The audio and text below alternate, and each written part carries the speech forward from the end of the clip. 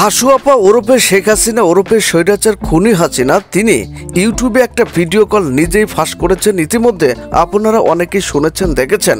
ওটা হচ্ছে তার নিজের তৈরি করা কন্টেন্ট। হাসিনার সাথে যে লোকটি কথা বলেছেন, আসলে উনি কোনো রাজনৈতিক নেতা নন, সাধারণ কোনো কর্মী নন, তার বাসায় থাকা বা আশেপাশের কেউ হবে।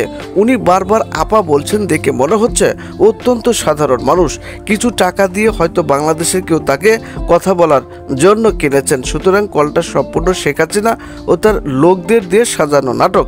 এখন আমরা আলোচনা করব কেন এই নাটক। উনি বাংলাদেশের আশেপাশে আছেন, যে কোনো সময় চট করে ঢুকে পড়বেন, ঢুকে আবার গণভবনে ওবায়দুল কাদেরের সাথে বসে আবার দেশ চালাবেন, চট করে ঢুকবেন। কত সুন্দর কথা, মনে হয় বাপের বাড়ির আবদার। ওনার কথা, তোমরা মারামারি হানাহানি কাটাকাটি শুরু করো, আমি পাশে আছি, চট করে খালি ঢুকবো মাত্র। হাসু আপা, আপনার কথায় বাঙালি আর খুন খারাপি মদ গাঁজা খাবে না।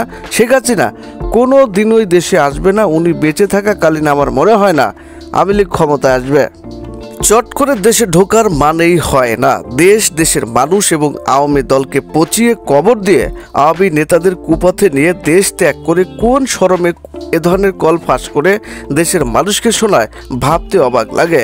উনার পরাজয়ের চিত্র উনি কি দেখেন নাই? কোন শরমে উনি এইসব ভিডিও বানায়?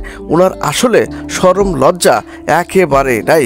উনাকে এদেশের মানুষ, এদেশের জনগণ ত্যাগ করেছে, বর্জন করেছে।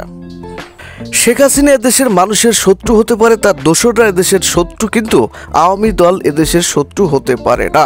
শেখ হাসিনা মানে আওয়ামী দল নয়।